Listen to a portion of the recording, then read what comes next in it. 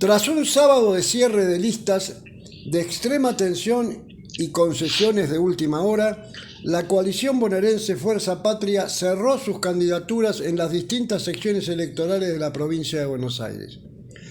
A pesar de la expresión común entre todas las familias del peronismo, vamos a poner los mejores con amplitud, generosidad y representatividad, fue necesaria una solicitud de prórroga de 2 horas después de la medianoche del sábado para cerrar consensuadamente las diferencias.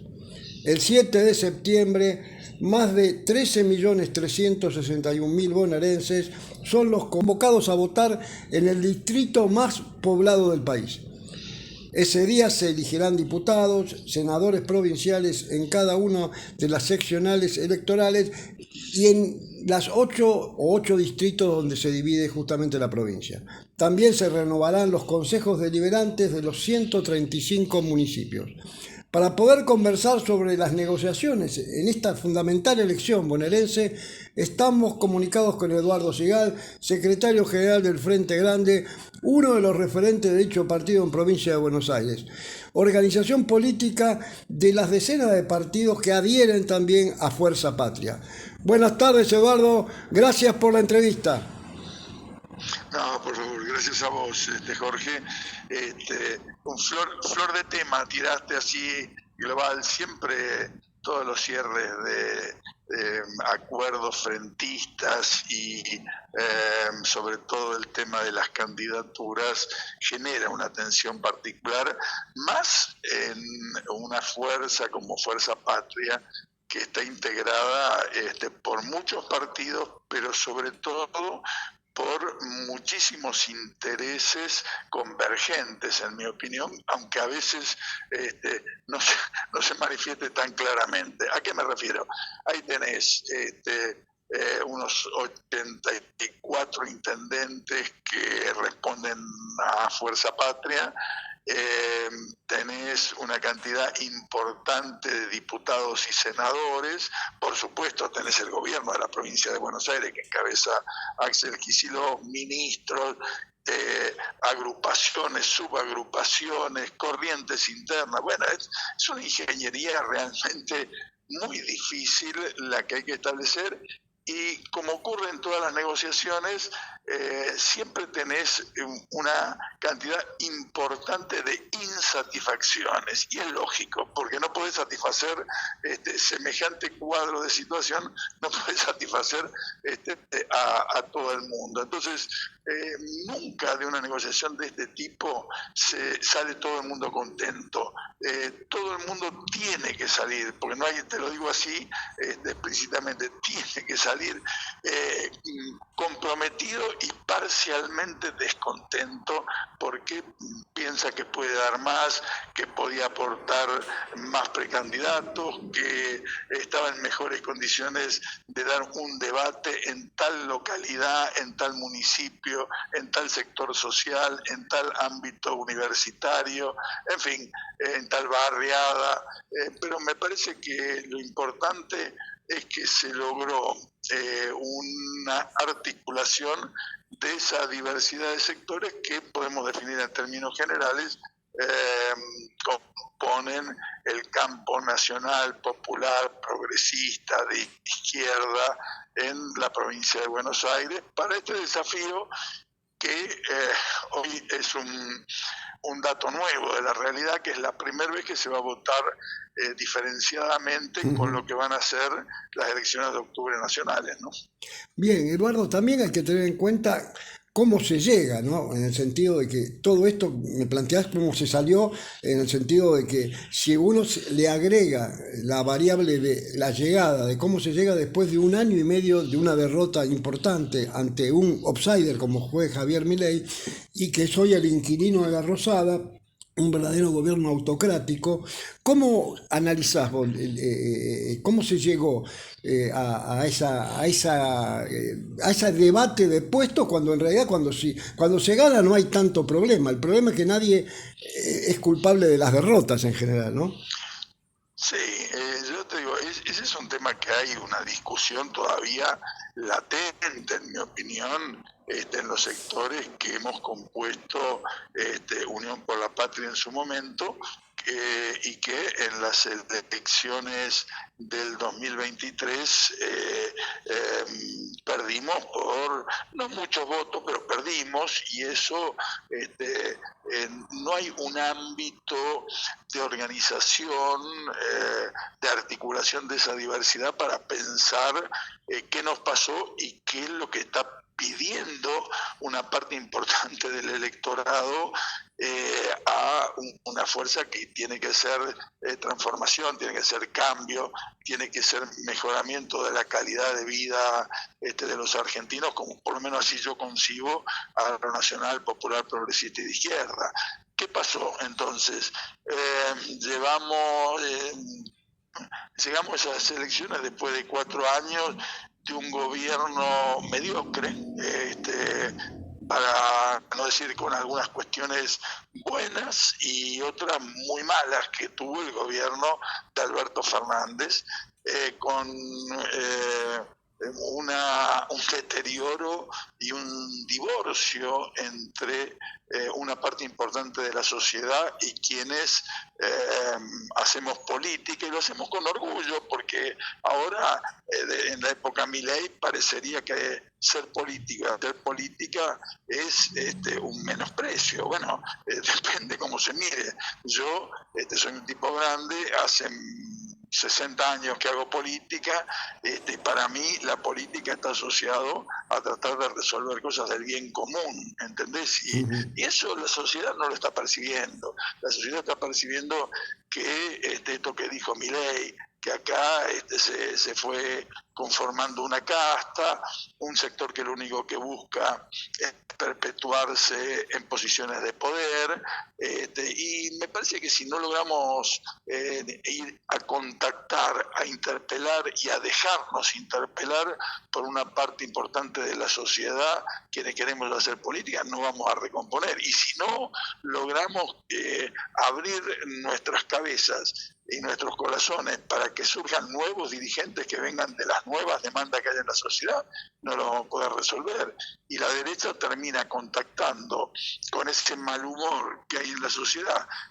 después de 42 años de democracia, donde no hemos resuelto esto que en algún momento simplemente decía Alfonsín: con la democracia se come, se cura y se educa. Y la verdad que lo que vemos es una situación realmente cada vez más difícil para tener un empleo de calidad, para tener un país donde las instituciones republicanas funcionen plenamente, que podamos tener acceso a salud, a educación digna, a justicia, que es realmente algo que está muy debilitado en la República Argentina. Entonces se generan situaciones de mal humor, de descontento, que en mi opinión personajes autocráticos, mesiánicos, vendedores de humo con un buen manejo y un buen asesoramiento en el manejo de redes, de opinión pública, van empujando en una dirección de generarte una ilusión que después, como se demuestra en este año y medio, en mi opinión, y respeto a quien opine distinto, pero en mi opinión ha llevado a centenares de miles de nuevos desocupados, a un país que se va endeudando cada vez más, básicamente con los centros financieros internacionales y con Estados Unidos cada vez más dependiente, que es capaz de alinearse con países que están oprimiendo a otros pueblos, como el caso de Israel con Palestina. Realmente son situaciones para mí degradantes de nuestra condición como república, y esto se termina de completar con esta designación del nuevo embajador de Estados con el Unidos, nuevo Braden. Así es, el nuevo Braden, que realmente Peter Lamela indudablemente nos considera que somos una colonia de Estados Unidos. Y la verdad, la actitud de Milei es de un personaje de la colonia, ¿entendés? Un personaje sumiso, un personaje de la dependencia, un personaje que, en mi opinión, tiene pensamiento propio de los Estados Unidos y no de la Argentina, que no nos piensa con dignidad, que no nos piensa con soberanía, que no nos piensa con autonomía. Bueno, estas cosas hay que debatirlas con la sociedad argentina en este momento. Bueno, vamos a votar en la provincia de Buenos Aires el 7 de septiembre y en el país vamos a votar en octubre. ¿Le vamos a seguir dando un cheque en blanco a esta gente? ¿Le vamos a seguir dejando que acumulen poder? ¿O vamos a ir construyendo una alternativa con nuevas propuestas, con nuevos liderazgos, con nuevas formas de mirar el nuevo mundo que estamos viviendo en este siglo XXI,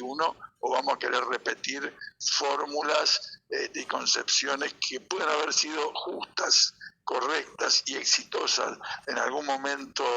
de la historia argentina, ya sea a principios del siglo XX con el irigoyenismo, el radicalismo irigoyenismo, o a mediados del siglo XX con el peronismo, o tenemos que pensar cómo esas ideas, esas concepciones, esa búsqueda de construir una nación independiente son un antecedente importante, pero que hoy, con la nueva realidad de la informática, con la nueva realidad de la financiarización del mundo, con la globalización como se está dando, requieren un ayornamiento del pensamiento para realmente construir una Argentina donde los argentinos puedan vivir mejor.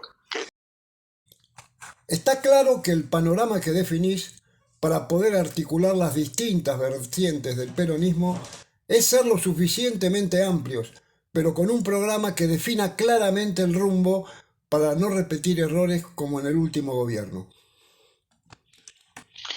Efectivamente, esa es la inquietud que uno tiene desde la militancia transformadora, de aquellos que no venimos solamente a administrar las crisis, sino a resolver los problemas y las demandas de la mayoría populares.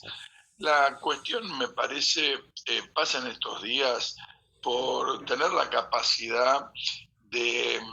interpelar y dejarnos interpelar por los sectores de las distintas provincias, por los estudiantes, por los trabajadores, por los militantes sociales, por la gente de la cultura, de la universidad. Necesitamos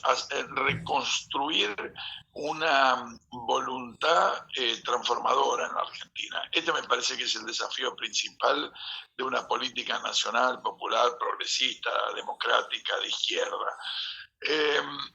A veces esta idea de la amplitud viene de la mano de la idea de que hay que bajar los niveles de definiciones programáticas. Y yo creo que esas cuestiones no son contradictorias y lo que hay que lograr es gestar, en todo caso, esa fuerza y esa voluntad del pueblo de transformar. Solamente una dirigencia que llega al gobierno por voluntad popular sola no puede, porque el poder de los sectores oligárquicos en el sentido tradicional de la palabra y del nuevo grupo de poder integrado en el caso de la Argentina por esa oligarquía tradicional, más los grandes grupos económicos financieros, más las grandes empresas multinacionales en sociedad con la derecha internacional, como está claramente expresando Milei, y en particular en subordinación a Estados Unidos y al gobierno autoritario de Netanyahu de Israel, se hace imposible si uno no tiene amplitud, pero también si no tiene coherencia y voluntad transformadora. Y lo insisto hoy, después de haber escuchado el discurso de Milei en la sociedad rural. Yo creo que él expresa con claridad allí que no es solamente